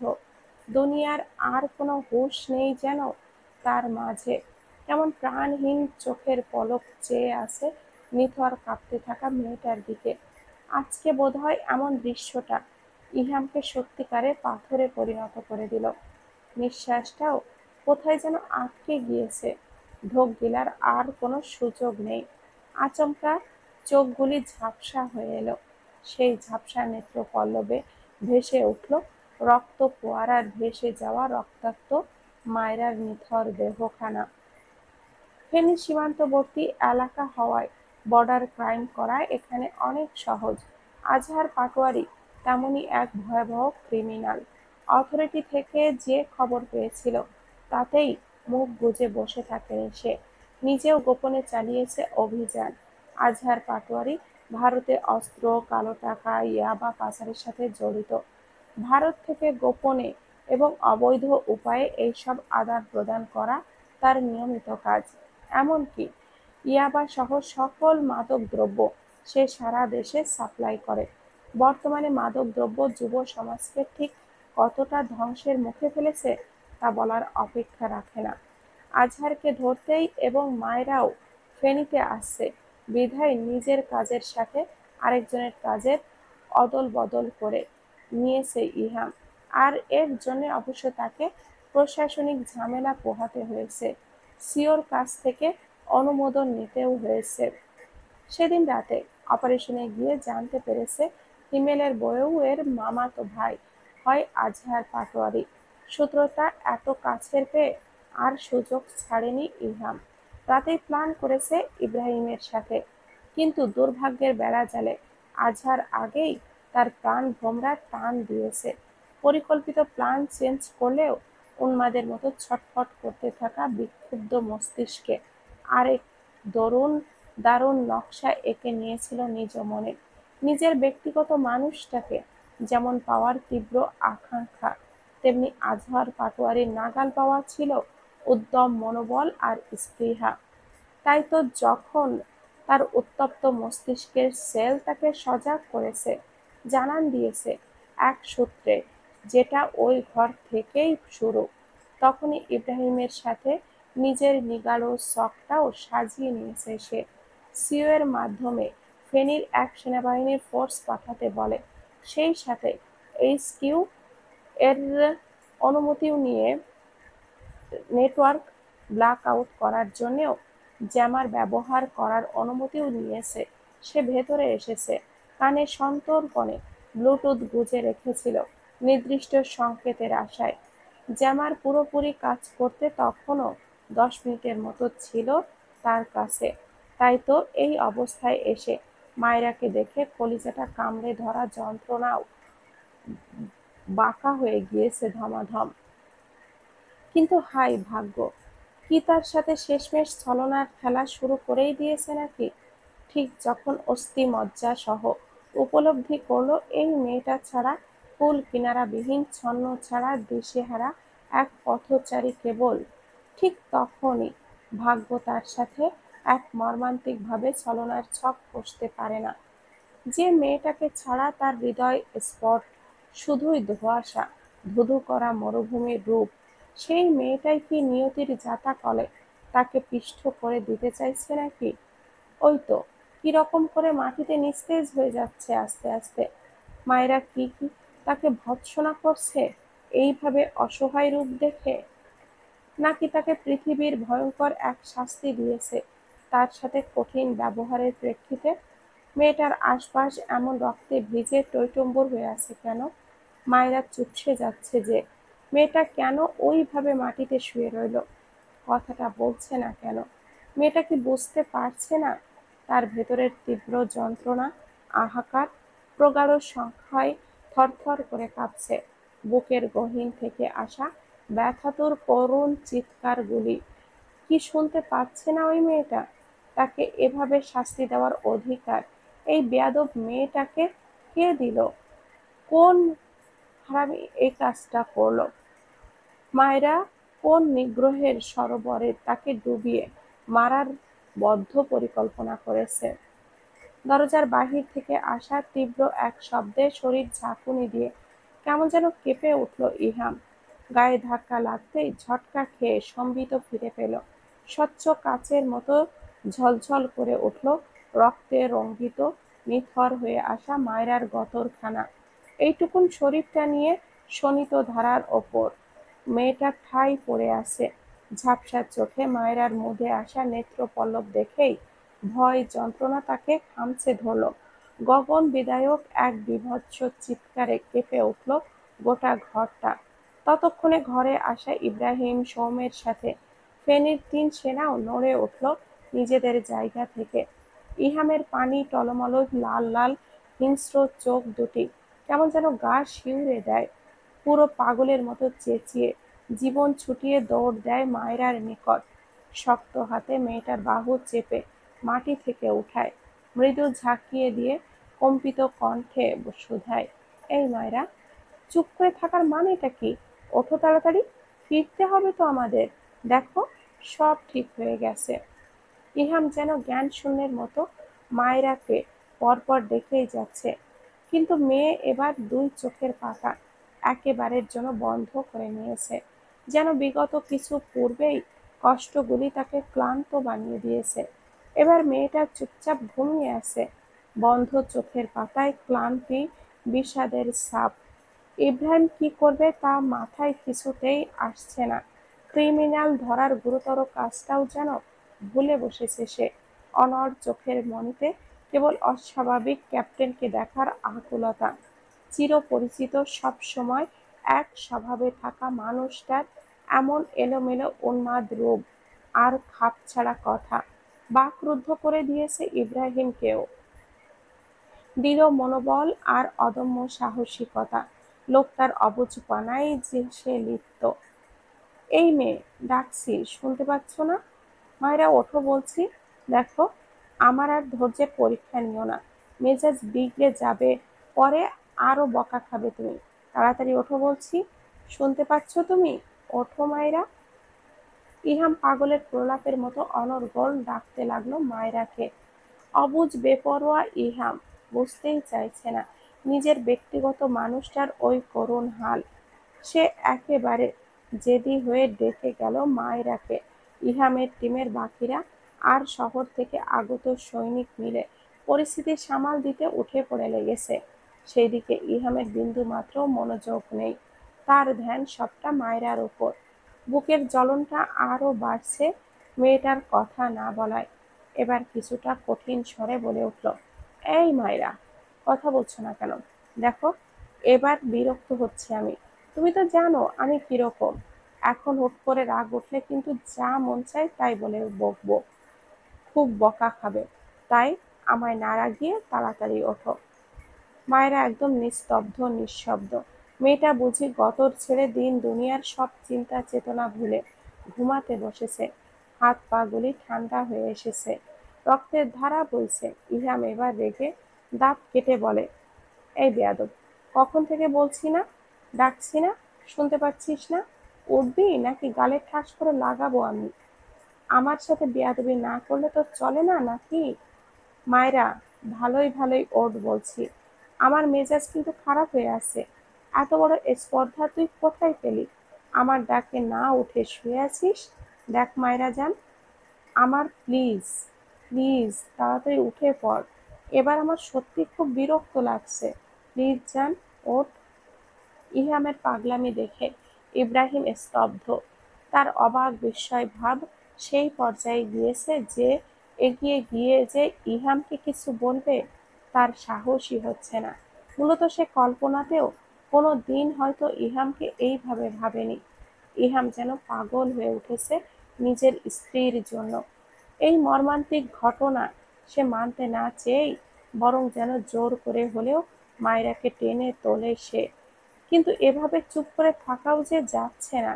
মায়েরার অবস্থা দেখে মনে হচ্ছে সময়ের সাথে সাথে খুব খারাপ কিছু হবে। এই যান, শোন না আমার কথা। এবার ইহামের গলা কাঁপছে, বড্ড আদুরে শোনাচ্ছে তার কণ্ঠ। প্লিজ লক্ষ্মীটা, ওঠ না। দেখ, তোর জন্য আমার বুকের ভেতরটা দাপাচ্ছে। আমার খুব অস্বস্তি হচ্ছে, দমটা বন্ধ হয়ে আসছে রে। প্লিজ আমায় শাস্তি দিস না, আর কষ্ট দিয়ে তা দিস না। না দিয়ে তাড়াতাড়ি উঠে পড়। এক বাহুতে মায়রাকে খুব আলতো করে চেপে ধরে অন্য হাত দিয়ে আদুরে আদুরে স্পর্শে লেপ্টে দিচ্ছে তার মুখের ওপরে। কম্পিত ঠোঁটগুলি নাড়িয়ে ললাটে মৃদু চুমু খেতেই ইহাম বৃষ্টির মতো ঝরঝর করে কেঁদে উঠল। তার কান্নার দাপট ইব্রাহিমকে যেন ভিন্ন কোনো গ্রহে নিয়ে গিয়েছে। পুরো হতভম্ব হয়ে গিয়েছে সে। দ্রুত এগিয়ে গেল কিছু বলবে, তার আগেই ইহাম বুক ফাটা চিৎকারে বলতে লাগলো, এই, আমার মিসেস পিচ্চি চৌধুরী, আমাকে শাস্তি দিবি? বকবি, ঝগড়া করবি, বেয়াদবি করবি, যা ইচ্ছা করিস আমার সামনে থেকে করবি। প্লিজ জান, আমার ভেতরটা আর জ্বালাস না। তুই চোখ খোল, কথা বল আমার সাথে। তুই শুধু আমার বুকে থাক, আমি এটুকুই চাই। জান প্লিজ, কথা বল। আমার রন্ধ্রে রন্ধ্রে তোর তীব্রতা ছেয়ে গেছে জান। সেগুলি না কাটিয়ে তুই আমায় শাস্তি দিতে এইভাবে নীরব হতে পারিস না। ফেনীর হাসপাতালে নিতে নিতে এখানে অনেকটা সময় লস হয়ে গিয়েছে। ততক্ষণে মাথা আর বাম কাঁধ দিয়ে রক্তক্ষরণের মাত্রা বেশ বেড়েছে। পুরো গাড়িতে মায়েরা চোখ মুদে ছিল গভীরভাবে। আর ইহামের বুকে চলছিল ভয়ঙ্কর জলোচ্ছ্বাস। এক বিন্দু স্বস্তি নামক অনুভূতিটাই ঠাঁই পায়নি তার হৃদয়ের গভীরে। পুরোটা পথ কেবল মায়ের রক্তে চুইয়ে চুইয়ে পড়া মাথাটা বুকের সাথে লাগিয়ে রেখেছে। বিড়বিড় করে বুলি আওড়েছে, এই যান, চোখ খোল, দেখ, সব ঠিক হয়ে যাবে। তুই প্লিজ চুপ করে থাকিস না, তাকিয়ে দেখ। এই মায়েরা। হাসপাতালে পৌঁছে সিনিয়র ডক্টর মায়রার অবস্থা ক্রিটিক্যাল দেখে সঙ্গে সঙ্গে জবাব দিয়েছে ঢাকা ট্রান্সফার করাতে। গুলিবিদ্ধ হাতের অবস্থা নাজুক, মাংসের ভেতর দেবে ওপরের অংশ কেবল বিন্দু আকার ধারণ করেছে। থেতলে যাওয়া মাংস দিয়ে ঢেকে গেছে পুরো ক্ষতটা। কালশিটে হয়ে এখনো চুইয়ে চুইয়ে তাজা রক্তের দেখা মিলছে। নির্ঘাত অস্ত্রোপচারের মাধ্যমে সেটা বের করতে হবে। প্রাথমিক চিকিৎসা দিয়ে ডক্টর ঢাকায় ট্রান্সফার করার কথা বলতেই তেলে বেগুনে ফুঁসে ওঠে ইহাম। ডক্টরের সাদা ইউনিফর্মের কলার চেপে ধরে আগুন ঝরা কণ্ঠে নিজের ক্রোধ প্রকাশ করে, কেমন ডাক্তারি পাশ করেছিস তুই? একটা রোগীকে ভালো করে না দেখে কি করে এই কথা বলতে পারিস? তোকে সার্টিফিকেট কে দিয়েছে? এখন ঠিক কর ওকে। আরে আশ্চর্য, ছাড়ুন, কলার ছাড়ুন। কি করছেন কি আপনি? পেশেন্টের অবস্থা শোচনীয়। বড় ধরনের ক্ষতির হাত থেকে বাঁচাতে আগে ওর দিকে খেয়াল করুন। ইহামের টিমের দুজন শোল্ডার তাকে ছাড়িয়ে নিল। ইব্রাহিম ক্ষীণ গলায় জানায়, কি করছেন কি ক্যাপ্টেন? শুধু শুধু ঝামেলা বাড়াচ্ছেন আপনি। শান্ত হন প্লিজ। ইব্রাহিমের কথায় কোনো জবাব না দিয়ে ইহাম ডাক্তারের দিকে রক্তচক্ষুভাবে তাকালো। বিক্ষিপ্ত গমগমে আওয়াজে বলল, প্রাথমিক যা যা লাগে তাই ইমিডিয়েটলি করুন। একটুও যেন আর রক্ত না ঝরে ফাস্ট করুন। শেষের কথাটা চেঁচিয়ে বলে ইহাম লম্বা লম্বা পায়ে সেখান থেকে চলে।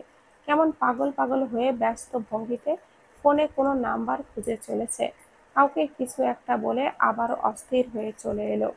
এর এমন অস্থির পাগল পাগল ভাব দেখে কেঁদে ওঠেন শিরিন বেগম।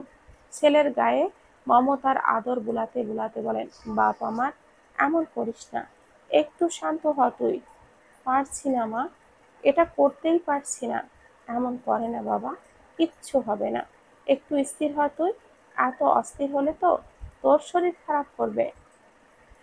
প্যান্টের পকেট থেকে ফোনের বিপ বিপ আওয়াজে বিরক্ত হলো ইহাম। তাকিয়ে দেখে মায়রার মা কল দিয়েছে। এই সময়ে ওনার কল পাওয়াটা যেন তাকে আরো বিরক্ত দেখালো।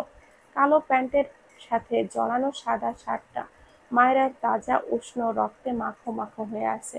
এই শার্টটা গা থেকে খুললে তার পরার উপযোগী হবে না।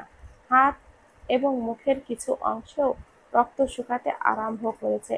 সেই অবস্থাতেই কলটা বেজে চলা ফোনটা হাতের উপরে উঁচু করে শ্রাগ গলায় বলে, ওনাকে কে খবর দিয়েছে? সবাই তার এই প্রশ্নে চুপ থাকা দেখে ইহামের মেজাজে খেই হারিয়ে বসল। হাসপাতালের করিডোরেই গলা ছেড়ে চেঁচিয়ে বলল, কি হলো বলছো না কেন? ওনাকে কে জানিয়েছে? আমি বলেছি, নরম সুরে জবাব দিলেন ইসহাক চৌধুরী। ওনাদের একমাত্র মেয়ে মায়রা, তার এই করুণ অবস্থার কথা ওনাদের জানাবো না? পরে কিছু একটা হলে তখন কি হবে? তুমি নিজের উকিলি বুদ্ধি ফলাচ্ছ মায়রার বিষয়ে। আগে ভাগে নিজের ওপর থেকে দোষ ঝাড়তে চাইছো তো, তাই তো? তুমি যেটা ভাবছো সেটা নয় ইহাম। আর কি বলে? কিচ্ছু হবে মানে? কিচ্ছু হবে না। ওই বেয়াদব মেয়েটার কিচ্ছু হতে পারে না। আমাকে শাস্তি দিতে, কষ্ট দিতে এমন সে কখনোই করতে পারে না। ওর কিছু হতে দিবই না আমি। ওর যদি কিছু হয় তবে তো আমার জীবনটাই বৃথা। কি হবে আমার? যেখানে যদি নিজের বউকেই বাঁচাতে না পারি, সেফ না রাখতে পারি, তবে দেশের কোটি কোটি মানুষের নিরাপত্তার কাজ করব কি করে আমি?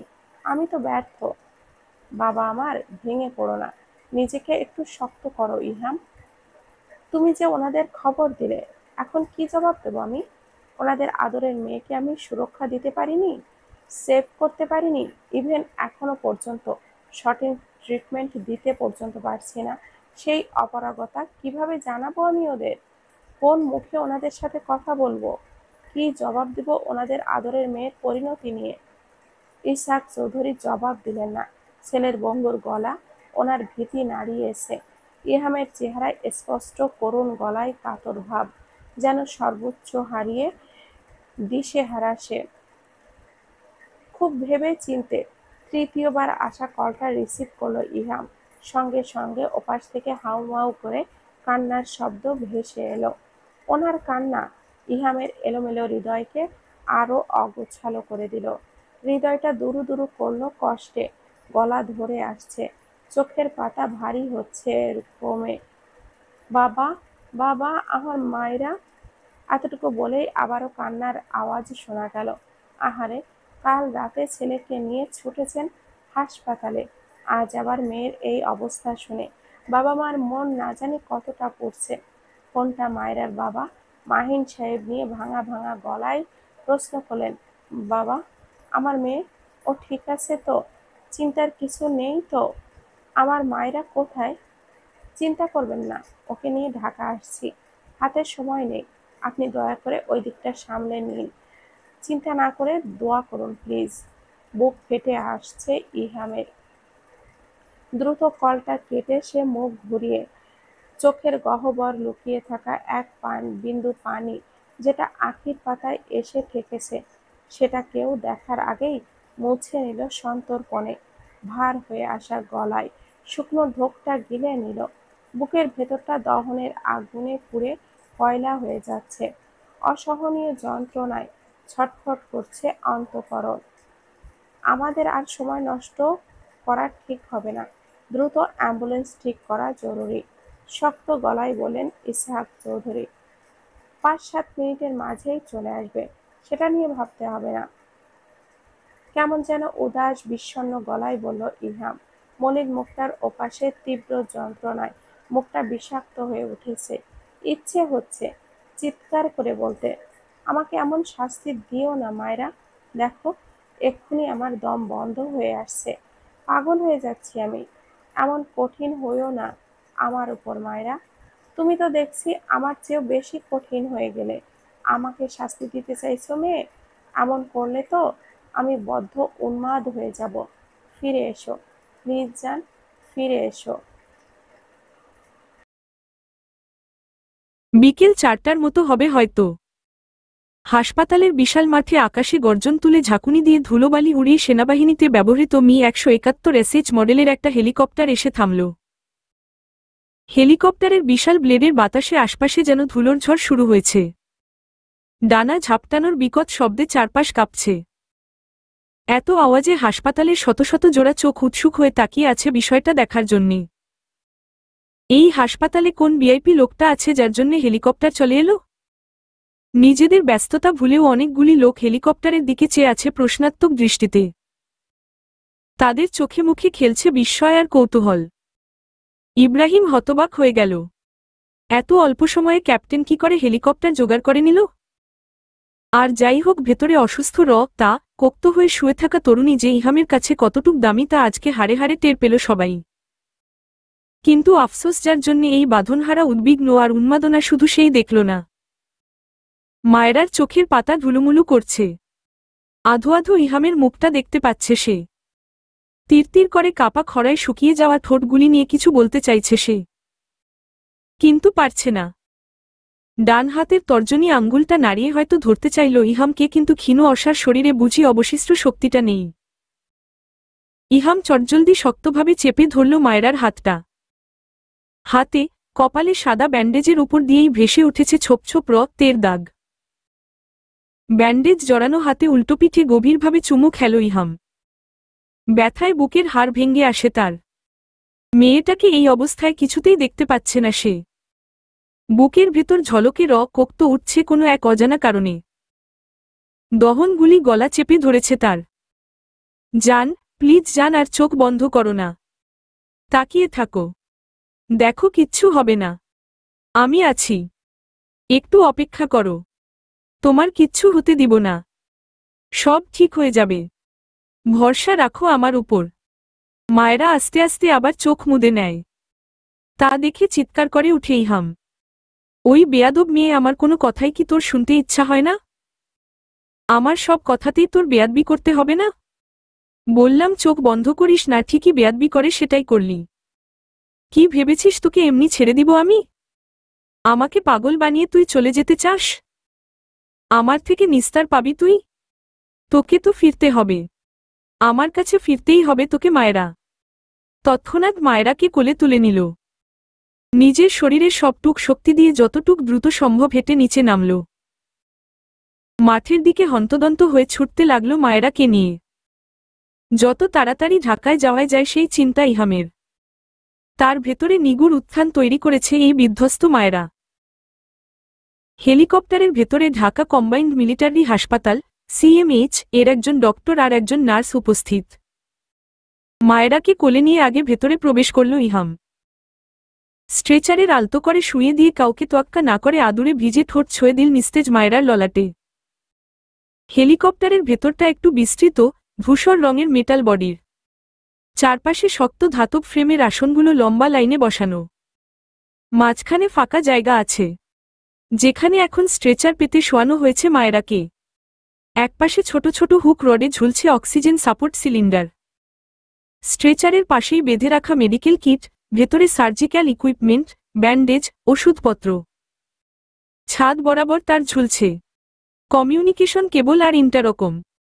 মায়েরাকে দ্রুত অক্সিজেন মাস্ক পরানো হলো। নার্স দ্রুত হাতে স্যালাইনটা পুশ করে পালস চেক করল। হেলিকপ্টারের ভেতরে একে একে ইসহাক চৌধুরী, শিরিন বেগম, শিফুও উঠে বসল। সেনাবাহিনীতে ব্যবহৃত এই হেলিকপ্টার বেশ বড় থাকায় অনায়াসে 18-20 জন যেতে পারে। তাই ইব্রাহিম সাথে তাওসু উঠে বসল। সামনে পাইলটের ককপিট থেকে মৃদু বার্তা আসে ইন্টারকমে। ETA 25 minutes to Dhaka. Hold tight. আবারও আকাশ কাঁপিয়ে ধুলোবালি উড়িয়ে মাটি থেকে উপরে উঠতে লাগল বাংলাদেশের সেনাবাহিনীর মিশন গ্রেড অপারেশনে ব্যবহৃত মি-171 এসএইচ মডেলের হেলিকপ্টারটা। ভেতরের বাতাস ভারী, কাপা কাপা শব্দে এগিয়ে চলছে রটার। প্রচণ্ড আওয়াজে কথা বলা অসম্ভব প্রায়। পুরো হেলিকপ্টার হালকা দুলছে, যেন বাতাসের সাথে যুদ্ধ করে এগিয়ে যাচ্ছে। ইহাম পাশে বসে মায়রার হাতে শক্ত করে ধরে রেখেছে। তার জ্বলন্ত নজর কেবল মায়রার দিকে স্থির। নার্স মাঝে মাঝে মায়রার ভিটাল চেক করছে, ডাক্তার অক্সিজেনের মাত্রা চেক করে যাচ্ছে। তীব্র আওয়াজে কোনো কিছু শোনার উপায় নেই, কেবল ইন্টারকম হেডসেট ছাড়া। ইহামের ভেতরে তখন তোলপাড় চলে। হৃদয়ে তীব্র কম্পন চলছে। মনে হচ্ছে এই দুনিয়ায় আলোড়ন করা সহস্র শব্দের মাঝে কেবল মাত্র মায়রার নিঃশ্বাসের ধ্বনিটুক তাকে পুলকিত করুক। ড্যাশ। গুনগুন করে শিরিন বেগম কান্না করেই যাচ্ছে। শিফুও চুপচাপ বসে থেমে থেমে চোখের পানি ফেলছে অল্প আছে। ইসহাক চৌধুরীকেও কেমন উত্তেজিত আর চিন্তিত দেখাচ্ছে। এদিকে এক রত্তি স্থির থাকতে পারছে না ইহাম। সিএমএইচ এর ইমার্জেন্সি কক্ষের বাহিরে অস্থির বেগে ছটফট করে পায়চারি করছে শুধু। চোখ ফুলে উঠেছে। দেখে বুঝাই যাচ্ছে তার ভেতরে কেউ আগুন জ্বালিয়ে দিয়েছে আর সে সেই জ্বলন সইতে না পেরে ছটফট করছে। ভেতরের উদ্রেক অশান্তি ভাব তোরতোর করে বাড়ছে। বুকের বা পাশের সুচালো ধারালো যন্ত্রণাগুলি তার ভেতর চঞ্চল আর উদ্বিগ্ন করে তুলছে। তীব্র অস্থিরতা আর উদ্রেকভাবে ইহাম ধপ করে একটা চেয়ারে বসে। নিঃশ্বাসটা নিদারুণভাবে আটকে আসতে চাইছে বলে মুখ হা করে দম দিচ্ছে। ছেলের ভেতরের অবস্থার কথা আঁচ করতে পেরে ডুকরে কেঁদে উঠলেন শিরিন বেগম। এগিয়ে গেলেন তার কাছে। বাপ, আমার এত চিন্তা করিস না, সব ঠিক হয়ে যাবে, তুই একটু শান্ত হো। মা, ও মা। ইহামের গলা জমে আসে। উদ্বিগ্নতায় বুক কাঁপে তার কথা বলতে। মা দেখো, মায়েরা কথা বলছে না আমার সাথে। মেয়েটা কত বেয়াদব হয়েছে দেখেছ তুমি? আমার কথা শুনতেই চায় না। কেমন করে একটা বাচ্চা মেয়েকে আমার ঘাড়ে ঝুলিয়ে দিয়েছ দেখছ? জীবনটা তেজপাতা বানিয়ে দিচ্ছে মাথামোটা মেয়েটা। আর এখন তো আমাকে শাস্তি দিতে চেয়ে কথা বলাই বন্ধ করে দিতে ব্যস্ত হয়েছে। কেমন বেয়াদব দেখেছ? বক্ষের গহীনে জন্ম নেওয়া পীরার জাতকলে কম্পিত কণ্ঠে আওড়াল, মায়েরার কিছু হবে না তো মা? ও আবার ঠিক হয়ে যাবে তো? আমার ডাকে সাড়া দিবে সে? ডাক্তার বের হওয়ার পর যদি ও আমার সাথে কথা না বলে, মা তুমি দেখো কিন্তু ওকে আমি খুব বকব। ওকে এত সাহস কোন বা লচাল দিল আমার সাথে কথা না বলার? কলিজাটা দিন দিন বড় হয়ে গিয়েছে মেয়েটার। ও কি ভেবেছে ও চুপচাপ শুয়ে থেকে আমাকে পাগল বানাবে? তা হয়? আমার কি এত সময় আছে নাকি? ইহাম স্থিরভাবে বসতেও পারছিল না। শরীর কাঁপছিল, অস্থির ভাব। শূন্যে তাকিয়ে পাগলের মতো কিছু বিড়বিড় করছিল। তার ওই উন্মাদ মুখাবয়ব মায়ের মন আরও গলিয়ে দেয়। ডুকরে কাঁদেন শিরিন বেগম। ভেতরের কষ্ট সইতে না পেরে গলা কাটা মুরগির মতো ছটফট করছে ছেলেটা, তবুও নিজেকে কঠিন দেখানোর চেষ্টা করছে। খুব বেশি আঘাতের ফলে যে ছেলে আজেবাজে প্রলাপ বকছে তিনি তা বেশ বুঝতে পারছেন। ইহামের ওই এলোমেলো ছন্নছাড়া রূপটা উনাকে আরও কষ্ট দিচ্ছে। ইসহাক চৌধুরী ছেলের কাছে এসে কাঁধে হাত রাখেন। ইহাম বসা অবস্থায় গলা উঁচিয়ে দেখে নেয় বাবাকে। শুকনো ঢোক গিলে মুখের হাবভাব বিধ্বস্ত করুন। চোখগুলি লাল টকটকে হয়ে আছে। ঘামে চিপচিপে মুখটা মলিন বিষাদে ঘেরা। সবসময় দূরত্ব বজায় রাখা ছেলের মনটা তিনি চট করে পড়ে ফেললেন।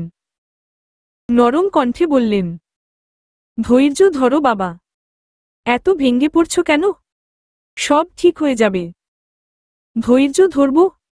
তাও মায়েরার বিষয়ে? উহু সম্ভব না বাবা। প্রসঙ্গটা যখন ওই বেয়াদব মেয়েটাকে ঘিরে তখন আমি বরাবরই ধৈর্যচ্যুত ব্যক্তি। ওর কোনো বিষয়ে ধৈর্য শব্দটা গ্রহণযোগ্য নয়। ইসহাক চৌধুরী অবাক হলেন ছেলের কথায়। ইহাম ছোটবেলা থেকেই নিজের আবেগ ভালোলাগা প্রকাশ করে কম। এটা বুঝে নেওয়ার দায়িত্বটা যেন তার আশেপাশের সকলের। সেই ছেলে আর বউয়ের জন্য এই ধরনের কথা বলছে। এই কথাতেই তিনি বুঝে নিয়েছেন বউয়ের প্রতি উনার শক্ত মনের ছেলেটার অনুভূতির কথা। ছেলের ভেতরে মায়েরার বাসস্থানের বিষয়টা তিনি বেশ অনুধাবন করতে পেরেছেন। সেই সাথে বুঝলেন ছেলের মনের বর্তমানে অবস্থার কথা। এর পৃষ্ঠে তিনি কি বলে সান্ত্বনা দিবেন বুঝলেন না। আধ ঘন্টার মাঝে যদি ওই বেয়াদব আমার কথার জবাব না দেয় তখন বুঝাবো আমি। আমার কথা না শোনার জন্যে ওর মজা বুঝাবো আমি। কি ভেবেছে ওকে ধমকায় বলে কি আমাকে এইভাবে শাস্তি দিবে? ও কি চাইছে আমি ওর জন্যে সব কাজটাজ ভুলে পাগল হয়ে যাই? আমাকে অস্থির করে ও কি মজা পাচ্ছে? ওর সব ধরনের বেয়াদবি মেনে নিলে ও কি ভেবেছে আমি এই ধরনের বেয়াদবি মেনে নিব? কখনোই না।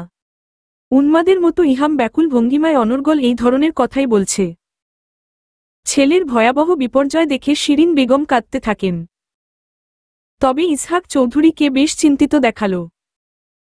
তিনি ভীষণ শঙ্কিত ছেলের চাপা আহাজারিতে। এখন তিনি অন্য ভয় পেতে লাগলেন। আল্লাহ না করুক মায়েরার ভালো মন্দ কিছু একটা যদি হয়, কারণ মেয়েটার অবস্থা মনে হচ্ছে না ভালো। এমন কিছু যদি হয় তবে ইহামের অবস্থা কেমন হবে তা নিয়ে খুব আশঙ্কায় পড়েছেন তিনি। বেশ সময় নিয়ে ডাক্তার রুম থেকে বের হতেই শৃঙ্খল ভাঙ্গা হিংস্র নেকড়ের মতো ছুটে এলো ইহাম। ক্ষিপ্র ভঙ্গিমায় প্রশ্ন ছুড়ল দারুণ গতিতে। মায়েরা, মায়েরা কেমন আছে ডক্টর? ও কথা বলতে পারবে এখন? ইহামের প্রশ্নের ঝড়ে সেকেন্ড কয়েকের জন্যে ডাক্তার নিজেই যেন থমকাল। অদ্ভুত চোখে এক পলক দেখে নিল ভীতিগ্রস্ত এলোমেলো এক উন্মাদ মানবকে। উনার হাতে জড়ানো সাদা গ্লাভসটা তাজা শ্বেতবর্ণে টকটকে আছে। সেই তাজা বর্ণে স্পর্শ করলেই বুঝি প্রেয়সীর শরীরের উষ্ণতা অনুভব করা যাবে। সুচালো নজরে সেই কোক্ত পরক করেই আবার বিস্রস্ত কণ্ঠে জিজ্ঞাস করে উঠল, কি হলো, আপনি আবার চুপ করে আছেন কেন? দেখুন মিস্টার ইহাম চৌধুরী, আপনি আগে শান্ত হন। আমার কথাটা শুনুন আগে।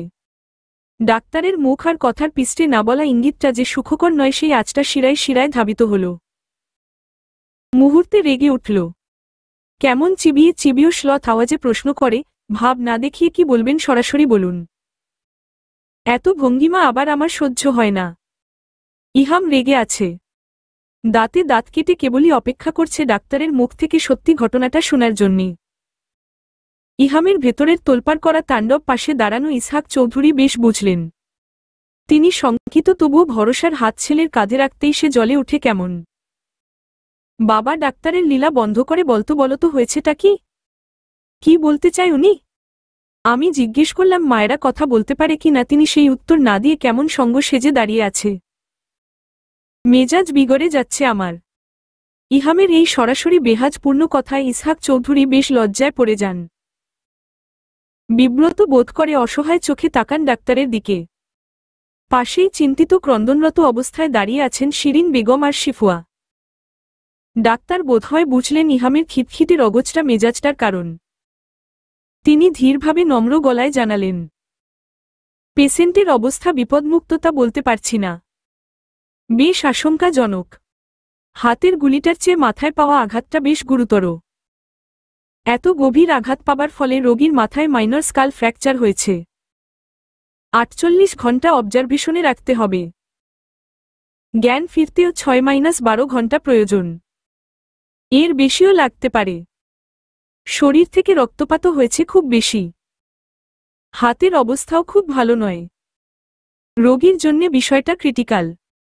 এইটুক কথা শুনেই সারা শরীরে গরম কোক্ত ছলাৎ করে প্রভাবিত হতে লাগল দ্বিগুণ গতিতে। দাঁতে দাঁত পিষে বাঘের থাবার মতো ইহাম চেপে ধরে ডাক্তারের সার্জিক্যাল গাউন। হিসহিসে বলে, একদম উল্টাপাল্টা কথা বলবেন না। কি আবোলতাবোল কথা বলছেনটা কি আপনি? সেখানেও বুলি ছাড়ছেন? ভেতরের ওই মাথামোটা বেয়াদব মেয়েটা আমাকে শাস্তি দিতে আপনাকে এসব শিখিয়ে দিয়েছে তাই না? এর জন্যে আগে আপনাকে ধরব, তারপর ওই গর্দবটাকে। ইহামের উদ্ধতপূর্ণ আচরণে স্তব্ধ হয়ে গেল ইসহাক চৌধুরী। দূর থেকে এতক্ষণ ইব্রাহিম নিজের ক্যাপ্টেনের সব বেপরোয়া ভাবই দেখে গিয়েছে। কিন্তু ক্যাপ্টেন এখন কোন ধরনের পাগলামো শুরু করল? যে ভাঙ্গা উন্মাদনায় লিপ্ত হয়েছে ক্যাপ্টেন, তার ফলাফল কি তিনি জানেন না নাকি? এই ডক্টর যদি আর্মির মেডিকেল কর্পসের কাছে কোনো রকম অভিযোগ করে তাহলে কি হবে ভাবলে তার নিজেরই গা শিউরে উঠছে। আর্মিদের গুরুতর একটা অপরাধ, আন্তঃবাহিনী নিয়ম ভাঙ্গের অপরাধে ক্যাপ্টেনকে অফিসিয়ালি সতর্কবার্তা, জরিমানা, এমনকি পদাবনতিও হতে পারে। এতদিনে গড়ে তোলা জবের এই নিখুঁত ইমেজে দাগ লাগানোর জন্য কেন এমন ব্যস্ত হয়েছেন তিনি? এতদিনের এতগুলি অপারেশনে সবসময় ইহামকে দেখে এসেছে যে কোনো ভয়াবহ মুহূর্তেও কেমন ঠান্ডা মস্তিষ্কে কাজ করে পরিস্থিতির লাগাম টানতে। কিন্তু এখন এই একটা বিষয়ে কি ওই দৃঢ় মনোবল আর গাঢ় ব্যক্তিত্বের মানুষটা নিজের ওপর ধৈর্য রাখতে পারছে না? ইব্রাহিম দৌড়ে গেল ইহামের কাছে। ইসহাক আর ইব্রাহিম দুজনে মিলে ইহামকে ছাড়িয়ে নিল। অস্থিরভাবে শ্বাস নেওয়া ক্রুদ্ধ ইহামকে ইসহাক চৌধুরী বুঝাতে লাগলেন, বারবার শান্ত হতেও বললেন। ইব্রাহিম আশঙ্কিত চোখে একবার তাকালো ডক্টরের দিকে। বিনয়ের সাথে তখন ইসহাক চৌধুরী বললেন, প্লিজ ডক্টর, কিছু মনে নিবেন না, আসলে ছেলেটা বৌমার অবস্থায় একটু বেশি রগচটা হয়ে গিয়েছে। আপনি ইট শ ওকে? ইহামের দিকে এক পলক তাকালেন ডক্টর। ছেলেটার রাগের আড়ালে লুকায়িত তীব্র এক ভয় আর আতঙ্ক খেলা করছে মুখাবয়ব জুড়ে। ছেলেটা বুঝি স্ত্রীর চিন্তায় ব্যাকুলভাবে অস্থির হয়ে আছে। ইহামের ভেতরের ভয়টাকে বুঝে ডক্টর ম্লান হাসলেন। শ্লথ গলায় বললেন, একজন দুঃসাহসী সৈনিক হিসেবে আপনার এই অস্থির ভাব মানায় না মিস্টার ইহাম। পরিস্থিতি আর ব্যক্তি যেমনই হোক ধৈর্য রাখুন। ট্রেনিংয়ে কিন্তু আমাদের এটা খুব ভালোভাবে রপ্ত করাই। আমাদেরই দেখুন না, নিজেদের খুব কাছের মানুষের খুব গুরুতর অপারেশনও কিন্তু করতে হয়, তাদের রক্ত হাতে মাখতে হয়। তাই ধৈর্য রাখুন, আশা করছি পরিস্থিতি নিয়ন্ত্রণে থাকবে। বাকিটা রোগীর জ্ঞান ফেরার পর বলা যাচ্ছে। সার্জিক্যাল গাউন গায়ে জড়িয়েই ৩৫ কি ৩৬ বছরের টগবগে তরুণ হনহন করে স্থান ত্যাগ করল। ডক্টরের এই বাণী বুঝি একটুও নিতে পারল না ইহাম। ক্রোধের রক্তজবা চোখগুলি দিয়ে স্থির ভঙ্গিতে তাকিয়েছিল সেই পথে।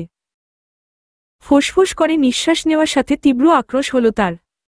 মনের ভেতরে তখন দুটানা দোদুল্যমান।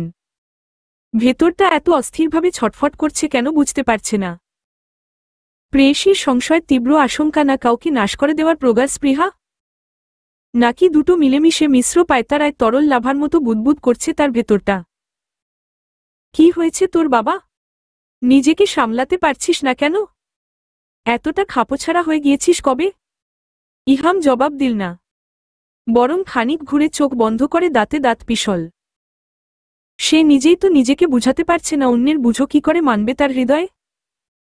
ভেতরটা উত্তপ্ত লাভার মতো টকবক করছে যে। মায়েরার ওই নিস্তব্ধ করুণ মুখের ব্যথাটা সে কাকে দেখাবে? সেই বেপরোয়া দহনকে যে সে কিছুতেই থামাতে পারছে না। আমার ছেলের কি হলো?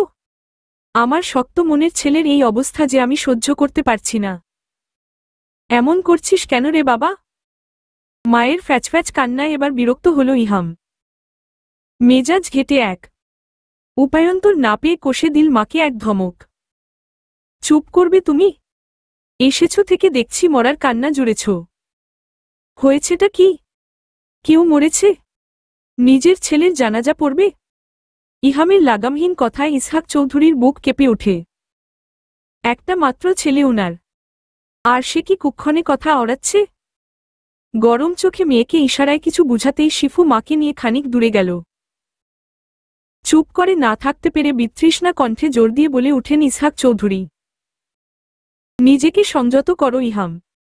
মুখে যা আসছে তাই বকে যাচ্ছ। যার সাথে ইচ্ছা তার সাথেই খারাপ ব্যবহার করছ।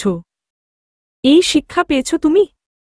বিপদে যদি নিজেকেই সামলাতে না জানো তবে কেমন বীর সৈনিক তুমি? এত বাঁধভাঙা হয়ে যাচ্ছ কেন? ইসহাক চৌধুরীর কথা কোনো প্রভাব ফেলতে পারেনি ইহামের মাঝে। সে আগেরকার মতোই দহন মিশ্রিত নিঃশ্বাস নিচ্ছে থেমে থেমে। চোখগুলিও লাল হয়ে আছে, আগুন ঝরছে সেখান দিয়ে। নিজেকে থামানোর চেষ্টা করেও যেন পারছে না। ভেতরের সব অনুভূতিগুলি বেপরোয়া হয়ে বেরিয়ে আসতে চাইছে। সে ক্ষিপ্রে তাকালো বাবার দিকে, রক্ত লাল চোখে অবুঝের মতো চিবিয়ে চিবিয়ে বলে, ওকে বলো বাবা, ও যেন 1 ঘন্টার মাঝে জেগে ওঠে, আমার সাথে কথা বলে। কিসের 12 ঘন্টা? জ্ঞান টেয়ান কিছু বুঝি না, ও যেন চোখের পাতা খুলে এতটুক বলে দাও। যদি তা না হয় তো দেখো, ওর রেশ ধরে যে কয়টা লা মাটিতে গড়াগড়ি খায়।